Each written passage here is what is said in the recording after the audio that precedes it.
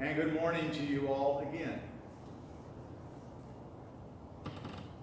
Now I know in the bulletin and in the insert it says the sermon will be over Matthew chapter 7 verse 21 to 29. But guess what? Bill knows I changed my mind. It's not over that at all. Though that would make a good sermon, we'll come back to it. We will be back here in 3 years. So come back 3 years from today when we get back to this in the lectionary. And today we have a very psalmy sermon. We're going to be talking about the Psalms. It's a trying time. The world is in turmoil. It is a time when we have a great deal of fear and anxiety and apprehension in our spirits and our hearts, and we wonder and we worry, and we wonder where God is at times. Is God here in amongst all this craziness that is continually before us? As we sit here with taped off pews and we distance ourselves 6 foot apart and we wear masks in and out and we put on hand sanitizer until it seeps into our pores and clouds our minds, probably, who knows. But it's a strange time, and we wonder, is God with us? So with that, I want to pray to you preach to you a strange psalm. A psalm that you probably don't hear a sermon on much. It's one that I have talked about in sermons, but I've not used it as the basis of a sermon. It's been more of a substitutional piece of scripture, not the scripture for the day. So we are in Psalm 88. Psalm 88 is a special psalm to me personally, because when Gail and I were in Jerusalem, we were in Israel, we were at the house of Caiaphas, and we were in the pit where they believed Jesus was held the night before he was crucified, after he had been abused and was preparing to be crucified the next day to go before Pontius Pilate. So here in this pit, this dugout rock place, it was not all that large, and where they would have most likely lowered the person into it. So basically a cistern, but it was used as a cell to hold the prisoners in. Would have been total darkness down there, I'm certain, once they sealed up the top, because it was just rock. I mean, it's what it is. The walls are stone, rough stone. And we were able to go down in there because they've now chiseled stairs down there so that the faithful can go down and be in the pit. And a few of you can go down at a time. You can't have a whole lot of folks down there because it's not that big. But they have a pulpit, a rough pulpit down there, and a book on it with a psalm that they ask someone to read while they're down in that pit. And you might suspect that it is Psalm 88. And when we went in there, I was the one that went up and read this psalm to the group of pastors that were with us. And this is one of the places when we were in Jerusalem where I felt a chill run through my body and feel something very touching and powerful. So it's a very powerful psalm. It is called the most depressing of the psalms. So what a wonderful psalm to preach over when I'm trying to lift you all up and tell you that God is with you. It's called the most depressing psalm. So let's hear it. The title is A Sad Complaint. It's a psalm of miscal. And a psalm of miscal means it's a teaching psalm. We are to learn from it. So let's see if we can learn. Psalm 88. Lord, you are the God who saves me. I cry out to you day and night. Receive my prayer and listen to my cry. My life is full of troubles, and I am nearly dead. They think I am on the way to my grave. I am like a man with no strength. I have been left as dead, like a body lying in a grave, whom you don't remember anymore. Cut off from your care, you have brought me close to death.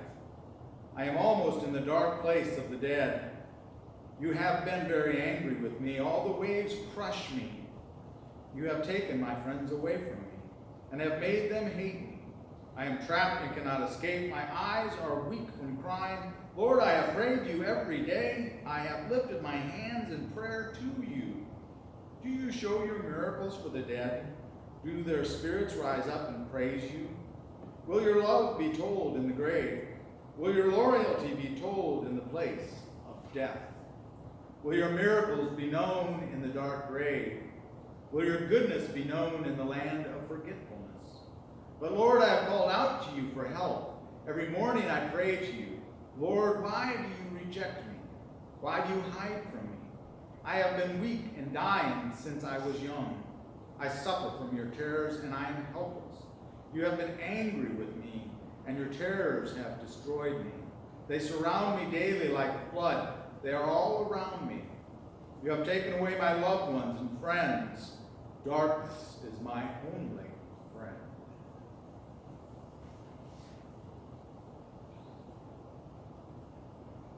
That is a very depressing psalm. And you read it and you weigh heavy on your heart.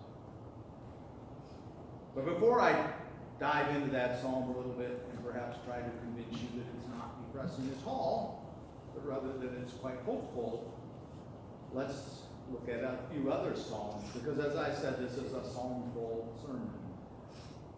The Psalms are a place we go in a time of trouble. There are a lot of psalms, just like we talked about Psalm 46, our first reading. If you read that, that's a very hopeful psalm. God's there. There are many of them, and I can't begin to read them all. I won't read the entirety of them all by any stretch, because we would be here for a long, long time. And you might all want to go and get some lunch. But let's hear a little bit of Psalm 40. I wait patiently for the Lord. He turned to me and heard my cry. He lifted me out of the slimy pit. Out of the mud and mire, he set my feet on a rock and gave me a firm place to stand. He put a new song in my mouth, a hymn of praise to our God. Many will see and fear the Lord and put their trust in him. Blessed is the one who trusts in the Lord, who does not look to the proud, to those who turn aside to false gods. Many, Lord my God, are the wonders you have done, the things you planned for us. None can compare with you. Where I speak and tell of your deeds, they would be too many to declare. And there's more to that psalm, 2 pages. So I would encourage you to read all of it. Let's look a little bit at Psalm 29. Ascribe to the Lord, O heavenly beings. Ascribe to the Lord glory and strength. Ascribe to the Lord the glory of his name. Worship the Lord in holy array. The voice of the Lord is upon the waters.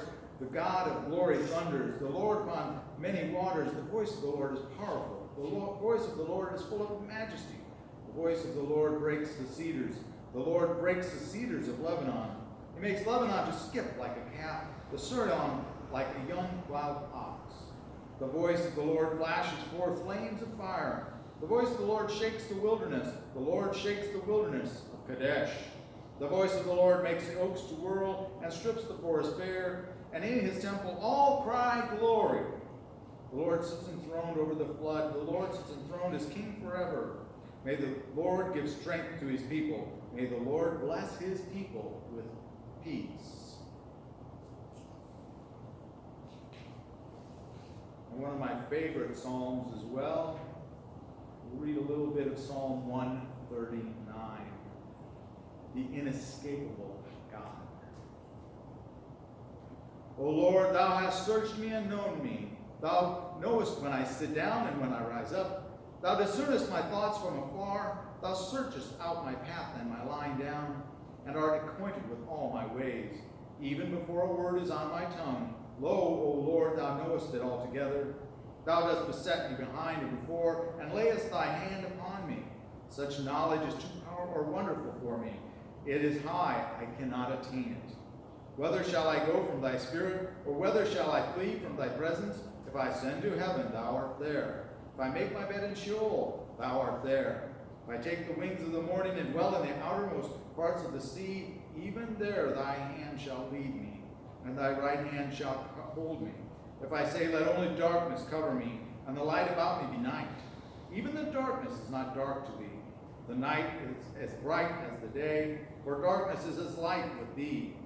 For thou didst form my inward being or parts, thou didst knit me together in my mother's womb. I praise thee, for thou art fearful and wonderful. Wonderful are thy works. Thou knowest me right well. My frame was not hidden from thee when I was being made in secret, intricately wrought in the depths of the earth. Thy eyes beheld my unformed substance. In thy book were written, every one of them, the days that were formed for me, when as yet there was none of them. How precious to me are thy thoughts, O God! How vast is the sum of them! If I would count them, they are more than the sand. When I awake, I am still with thee. And of course, last but not least, the psalm we lean on probably more than any other psalm, the most famous, I'm certain, of all the psalms, the 23rd psalm. The Lord is my shepherd, I shall not want. He maketh me lie down in green pastures. He leadeth me beside the still waters. He restoreth my soul. He leadeth me in the paths of righteousness for his name's sake. Yea, though I walk through the valley of the shadow of death, I will fear no evil, for thou art with me. Thy rod and thy staff, they comfort me. Thou preparest a table before me in the presence of my enemies. Thou anointest my head with oil, my cup runneth over. Surely goodness and mercy shall follow me all the days of my life, and I will dwell in the house of the Lord forever.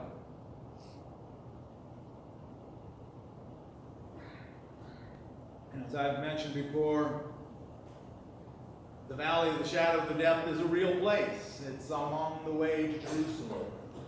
And unfortunately, we didn't go down that trail because we didn't hike the path leading up to Jerusalem. But if I ever go back to Israel, that's one of the things I really would like to do, is to take the path and walk the path.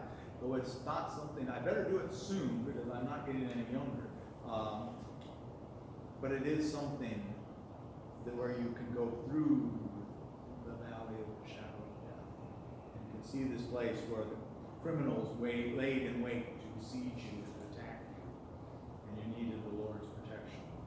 It's a real place.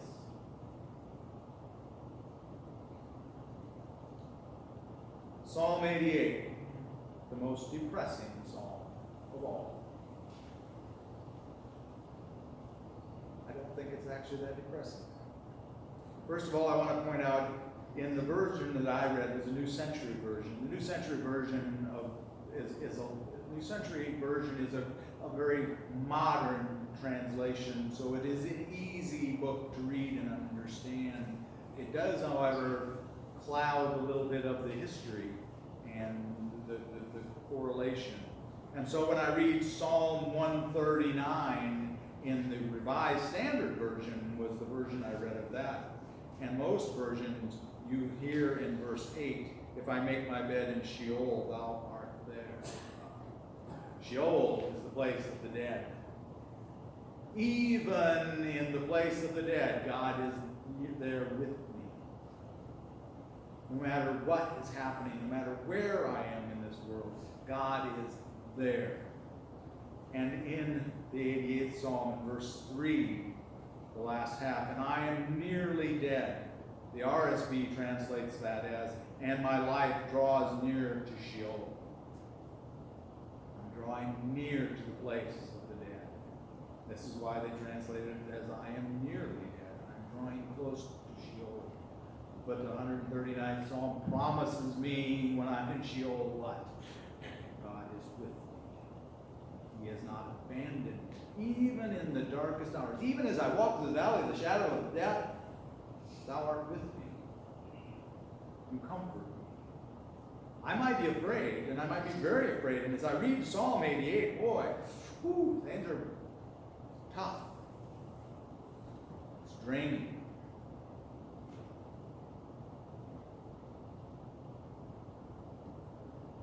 But there are some questions in that psalm the psalm that we believe Jesus was praying in that pit. That's church lore. Whether we did or not, I don't know. But church lore is that the reason we read that pit is because we believe that Jesus was praying this in the pit. That's why. The most depressing psalm of all. Just before he goes to the cross, what psalm is Jesus praying? The most depressing psalm of all. But perhaps that's because there are questions in that psalm that he's about to answer. And it's not a depressing psalm at all. Because if you look in verse 10, it read, "Do you show your miracles for the dead? Do their spirits rise up and praise you?" What's the answer to that? Bert, what's the answer to that? Yes, they do. And they are about to. Will your love be told in the grave? Will your loyalty be told in the place of death? What's the answer to that? Will it be? Will your love be told in the grave? Absolutely. Will your loyalty be told in the place of death? God's loyalty is so profound that it's going to rise from the tomb. So this is not a depressing psalm at all. This is an absolutely promising psalm. This is the most uplifting psalm because it's questioning and the answers are on the cross. And we should have known it was the most uplifting psalm because of the first line of the first verse in the psalm. But we missed it because we read it and then we kind of got into the rest of it, didn't we? We kind of got caught up in, oh my gosh, this is depressing. It's the most depressing psalm. Did I mention that? It's the most depressing psalm. And Jesus prayed it in the pit. But the first line of the first verse, "Lord, you are the God who saves me." Lord, you are the God who saves me. That's a promise that's fulfilled on the cross the very next few days. Resurrection. It's an amazing psalm. No matter where we find ourselves, Jesus is in the pit. He's about to die. What a depressing place to be. Let's pray the depressing psalm because it's so depressing. The world's crashing down around me. It can't get worse than this. But it gets so much better. We can't believe, we can't understand. Jesus' friends have deserted him, and it says that in the Psalms, my darkness is my only friend. The darkness is creeping around me. The sun is encompassing me. This is all I have. And that's the way we feel today. We read the news and the darkness closes in. Hello, darkness, my old friend. I believe I forget who sang that. Gail could probably tell you. But that's one of those folk songs. This is where it comes from. You wondered where it came from. It seems so dark. We just don't know. The morning's coming. Easter morning. The blessed thing. Praise God. Lord, you are the God who saves.